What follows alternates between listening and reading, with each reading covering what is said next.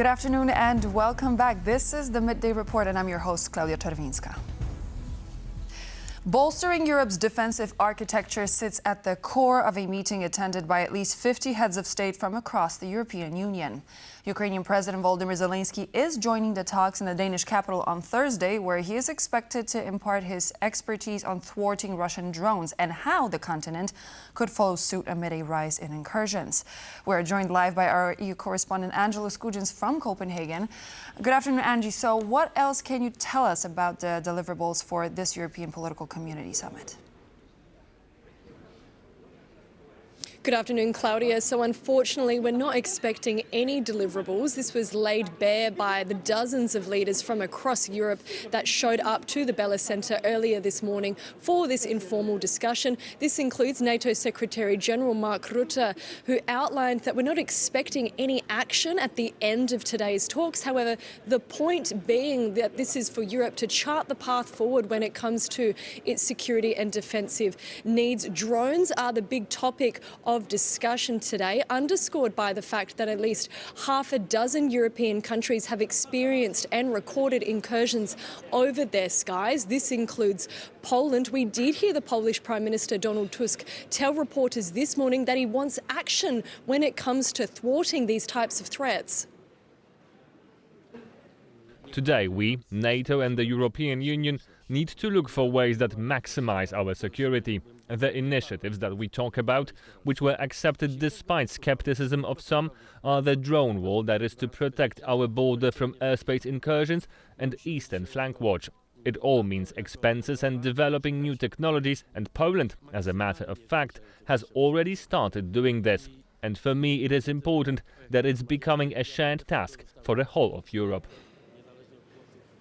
Polish Prime Minister Donald Tusk there speaking about the importance for Europe to step up when it comes to its defensive needs, speaking there specifically about the drone wall. This is the European Commission President Ursula von der Leyen's bold pitch to better protect Europe's eastern flank. This is where we've seen most of those drone incursions occurring. But what we're already hearing from leaders today as well as yesterday is that criticism for the plan has emerged. The French President Emmanuel Macron and German Chancellor Friedrich Merz have stated that there are more pressing defensive needs that need to be addressed first. We also know that leaders from Europe's southern countries, such as Greece and Italy, want their borders protected as well. So we're hoping that there will be more clarity that comes out of this discussion with a press conference scheduled for later today, as well as what Ukrainian President Volodymyr Zelenskyy can impart onto his European allies regarding what he has learnt from the last 3.5 years battling at least 800 drones from Russia every day. But that's all from me in Copenhagen. I'll send it back to you in Warsaw. Thank you very much, Angela. That was Angela Skujins live from Copenhagen. Let's continue. On the sidelines of the summit, an impromptu meeting between Polish Prime Minister Donald Tusk and Hungarian Prime Minister Viktor Orbán led to a curious exchange. While answering questions, Orbán said that Europe is stronger than Russia, both economically and in terms of population, prompting the Polish Prime Minister, who was being interviewed nearby, to jokingly exclaim, "I love it when he uses my arguments." Who's the main threat against Europe right now? Provocation. No, it's a real question. Please, Prime Minister. The real danger, economic stagnation and losing competitiveness. This is the danger. Not Russia? Sorry. Not Russia? No, we are stronger than, okay, guys. So we are stronger than Russia. Make some comparison and base your opinion on the facts. So we have more than 400 million people, yeah? Russia is 130 something. Look at the European GDP. Is like that. Russia is like that. We spend altogether 27 more on military spending than the Russians. So why we are afraid? We are stronger than they are. The question is whether we have. I love you when you use my arguments. Whether we have leadership to come together and to defend our interests together. That's what we should do anyway. The United States will reportedly support Ukraine's campaign of long-range strikes in Russia. This marks a significant shift in President Trump's previously lukewarm support for Ukraine. For more on this, let's go live to Kyiv to our correspondent Alex Kadier. So Alex, what can you tell us about what seems to be a breakthrough in U.S. policy? Yeah, well, Claudia, this is according to reporting in the Wall Street Journal that the Trump administration has given permission for the Pentagon to support Ukraine with intelligence sharing to further enable their strikes deep into Russian territory. To be clear, this is something that is a little bit further than previous administrations have at least publicly said they would do. So it certainly is a dramatic shift compared to the Trump-Vance position back in February, accusing Ukraine of having no cards, of gambling with World War III, and being quite tough on the Ukrainian leader. Now, with growing frustration over Russia's delaying of peace talks and frustrating any peace process, the US ramping up that support for Ukraine. This would involve intelligence sharing to help enable the Ukrainians to strike energy infrastructure in Russia, hurting its war economy, including oil refineries, pipelines and power plants in the country, reducing therefore Russia's ability to finance its full-scale invasion of Ukraine. The big remaining question, of course, Claudia, is what will these strikes be conducted with? Which weapons will be used? For now, these strikes deep into Russia have been done only using Ukrainian military weapons, Ukrainian drones and missiles. So clearly, this could be the next step is a new kind of weapon for the Ukrainians.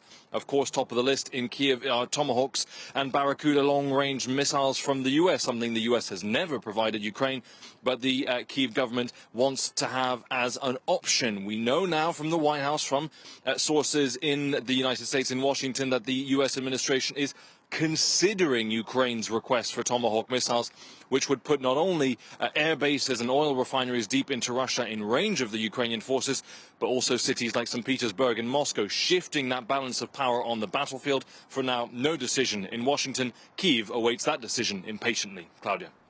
Thank you so much, Alex. This was Alex Kadir reporting live from Kyiv. Russia is preparing to swiftly nationalize assets of foreign companies that are still operating in the country. The Kremlin is in no way hiding that the move comes in retaliation for the European Union's plan to use the Russian central bank's frozen assets to support Ukraine. This is Renault, one of many Western companies that left Russia after the full-scale invasion of Ukraine. In March 2022, the company sold its Moscow plant for exactly 1 ruble and exited Russia completely. However, many more stayed, and they should brace for trouble. According to a new Vladimir Putin decree, the expropriation of foreign property may be turbocharged, with value assessments carried out in less than 10 days.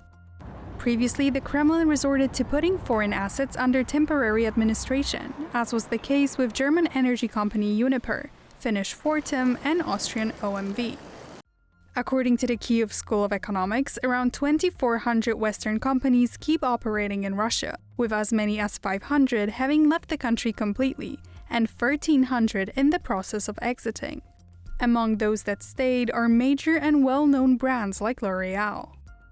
Moscow is not beating around the bush. The move is retaliation against plans to put frozen Russian assets to work for Ukraine. The EU is working on a plan for a fresh €140 billion loan for Ukraine, backed by Moscow's assets stranded in the West. The caveat: Kyiv will have to repay it only if it gets reparations from Moscow after the war. Residents of a village in the northern Sumy region have paid their final respects to a family killed in a Russian drone strike. The whole family, a married couple with 2 sons aged 4 and 6, was killed during the night on September 30th. Locals laid flowers along the road as the family departed on their final journey.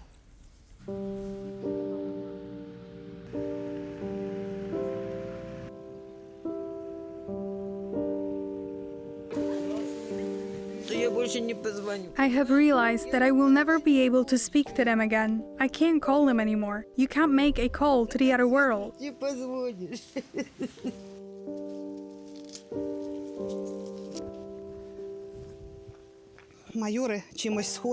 The petals of the flowers are so lush, just like the immortelle.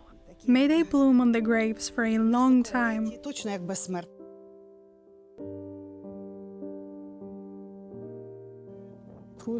They mercilessly destroyed the whole village with 2 strikes. Not only the family, but the entire village. The street, it was so full of life, so joyful. There were always so many flowers here, and people, whenever you passed by, they would somehow gather together to help. In the 3 years that I have been the elder, whenever I called, they all responded as one.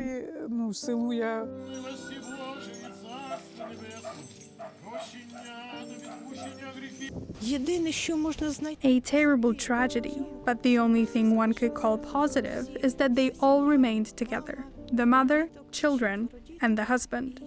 It's not really positive, but at least they're all together.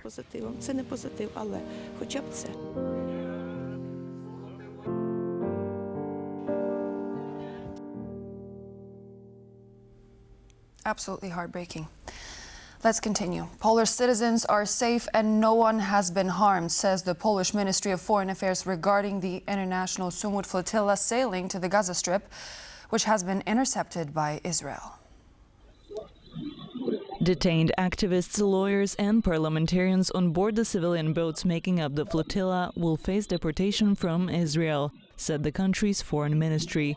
When the Sumut flotilla sailed less than 150 kilometers from the Gaza Strip on Wednesday evening, the Israeli Navy approached them, stopping a number of vessels. 2 Polish citizens were part of the convoy.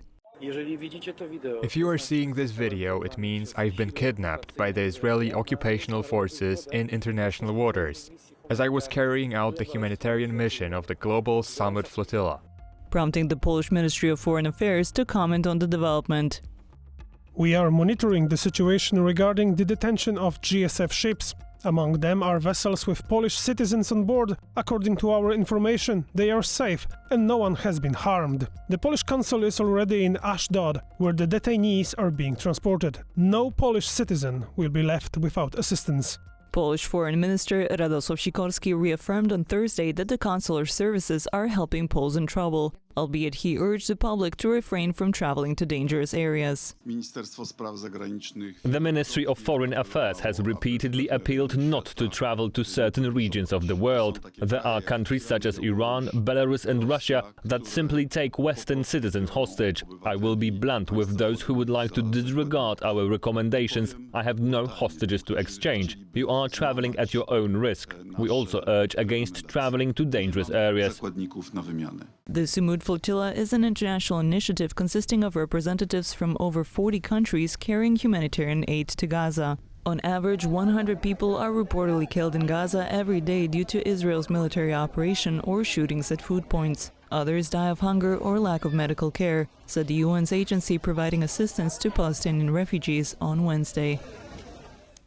11 months and still going strong, crowds of protesters took to the streets of Serbia's capital again to oppose state capture and corruption of the ruling SNS party and the country's president, Aleksandar Vučić. 11 months and still going strong. Crowds of protesters took to the streets of Serbia's capital again to oppose state capture and corruption of the ruling SNS party and President Aleksandar Vučić. So the essence of these protests and these changes is the desire to change the political system, to end the simulation of a democratic system. Until now, with our president, we have only been simulating democracy. The protests began in November last year after the concrete canopy of a railway station in Novi Sad, Serbia's second largest city, collapsed, tragically killing 16 people. There are no words to describe why we are here. This is a commemorative gathering for the tragedy that happened 11 months ago. Such peaceful protests were held not only in Serbia's capital, but 3 other largest cities. And their main purpose, apart from honoring the memory of the victims, was to show very strong determination to fulfill the initial requests of not only students but citizens that those responsible for this tragedy be brought to justice. The protests were peaceful and held in silence, a stark contrast to violent events from the last couple of months. Amid the clashes, marches were held against police brutality as the country's president, Aleksandar Vučić, refused to bow down to the protesters' demands, which include calling early elections.